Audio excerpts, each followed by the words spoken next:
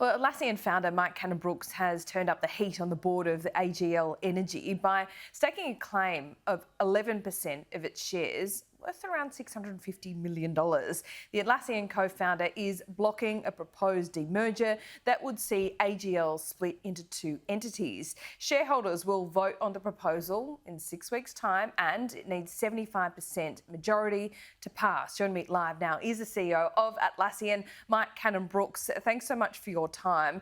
It's not entirely clear what your intentions are here, so what is the grand plan? It should be entirely clear. As the largest shareholder of AGL, I have a deep belief in the company. It's got a very proud history, and I think it has a huge amount of opportunities in front of it. I'm not a believer in its current direction. The board proposal to radically depart from its current course and demerge into two smaller, weaker entities. So I've been clear that as the largest shareholder, I will be voting in that demerger vote against the demerger, and I'm trying to put the case forward for why I think it is a poor option for shareholders and for the employees and for the country broadly. And it's up to other shareholders to cast their vote, and I hope they do so thoughtfully, having considered all the options. What I mean by the grand plan is, what do you want to do? When do you want to phase out coal, and what would our energy grid look like? Well, firstly, it's the company's job to come up with a plan. They're asking us to vote on the plan that they've put on the table. I'm saying I think the plan they've put on the table is a very poor one and a departure from the company's existing business. And so that's the plan that we have to vote on as a shareholder. I believe that they're moving far too slowly to transition. It's not aligned with the Paris Agreement. It results in much more expensive cost of capital for the company and much more difficult transitions, and ultimately higher power prices for consumers and a more risky environment for the people that work at these plants. So under the current plan from AGL, coal-fired power wouldn't be phased out to 2040, perhaps 2045. What would you like to see, and what is realistic in terms of that transition plan? It's certainly realistic to do it far faster than that, right? I think there's certain things that can be done by 2030, certainly by 2035 at the outset. Again, it's up to the company to come back with a plan that is aligned to its professed mission. The longer those plants operate, the demerger will entrench those plants operating, and that will result in higher power prices for consumers and a more risky and unstable grid for all of us.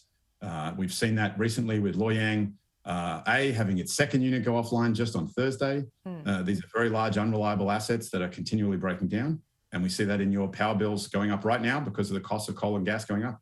And so the faster we can transition to a renewable grid, the faster we'll bring your power bills down. And we've seen that play out in all the data. Yeah, if what you're saying is true, and look, I don't dispute the transition, but what about the cost of transition? Is there a cost in the short term to households and shareholders to make this happen?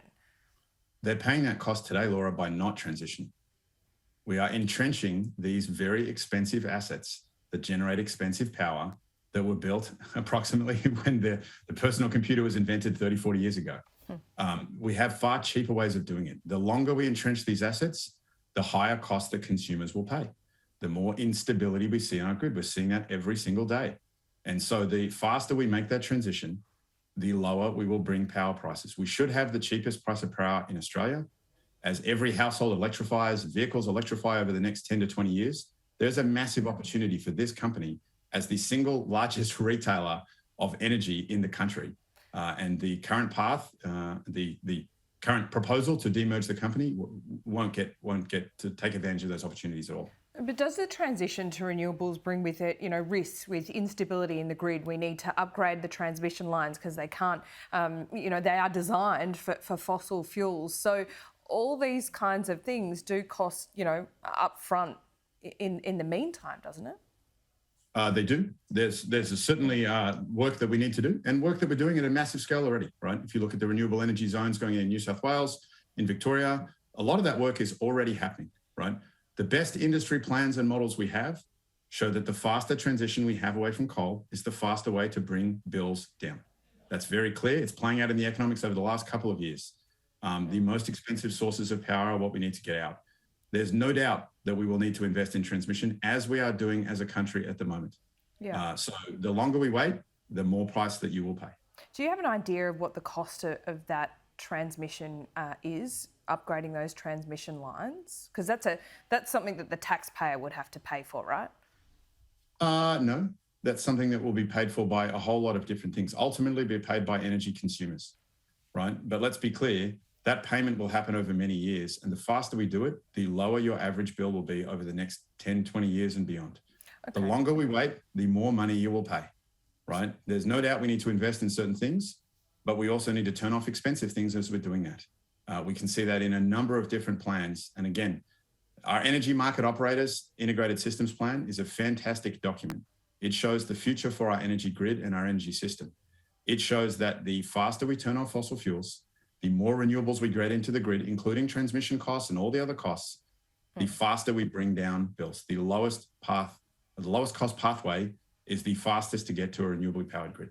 Do you see gas as one of those short-term alternatives? Again, the market operator has been very clear, as has the ex-chief scientists and other things. There's a few existing gas plants that we have running. So about 8 or 9% of our energy is generated by gas today. Those need to be kept running for their useful lives, so about the next 10 to 20 years as a hedge, and that's enough. We don't need any new gas extraction. We don't need any new gas plants in the energy market. We have more than enough gas already to handle the renewable influx that we already have, along storage and demand management, all the other attributes that we have here. We need to be very clear that any extra gas in the energy market in terms of generation will result in higher prices for consumers, and that's exactly what we're seeing today.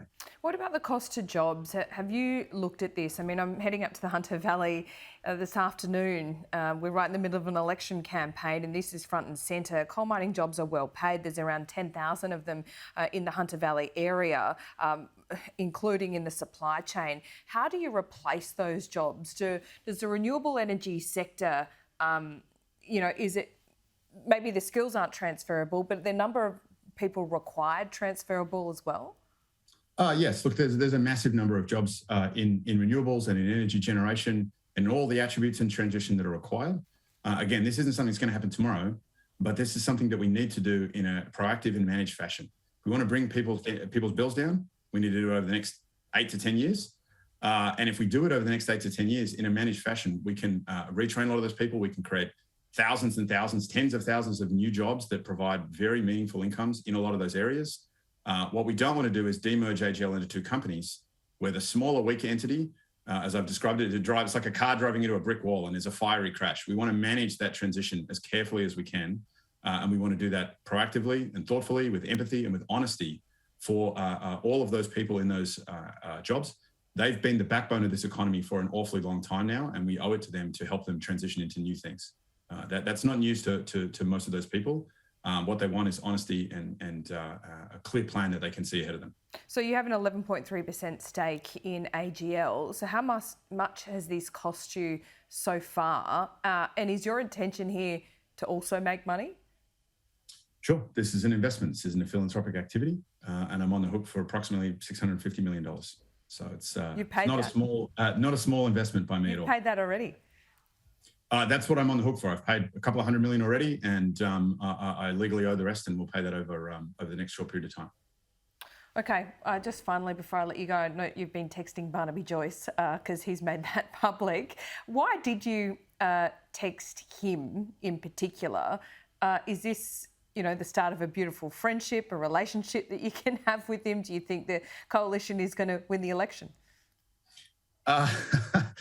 That's a fascinating one. BTJ and myself, we have an interesting relationship. Look, I think it's important to communicate with the stakeholders. And so we communicated with a whole series of different stakeholders in a very respectful way to let them know what's going on. I would expect as a deputy leader of the country and leader of the country, that's something that they would want to be informed on. And secondly, with the history of leaking texts and other things, it seems like a crazy move. I stand behind my text. It was very respectful, just a heads up, letting people know what's going on. I did that to a number of people, and I think that's it was just thoughtful and respectful. So have any politicians this election campaign got the settings right, do you think? Look, I think we're having a really interesting and thoughtful debate. I think that's what's really important. We're talking about the future of Australia. We're talking about how we get to having the cheapest power prices in the Western world, which we should, by all rights, have. And there's a lot of different things. We need to look at household efficiency standards and electric vehicles and vehicle standards. We need to look at the grid and transmission. We need to look at how fast we transition to renewables. We need to look at climate policies. We need to look at agriculture. We have a lot of things that we're looking at, and we're having some very good and wholesome discussions across a lot of different party policies. And I think that's good. That lets people make their own decisions. Do we need subsidies? How do you mean? Well, any plan to transition is going to require a government subsidy, isn't it, in some way? Well, we've seen that in green hydrogen. Twiggy Forrest, is also a fellow billionaire who requires or is seeking subsidies for his projects. Would you do the same? I think these projects have to be commercially viable. I think it's the government's role to enable those projects, as they've been quite clear.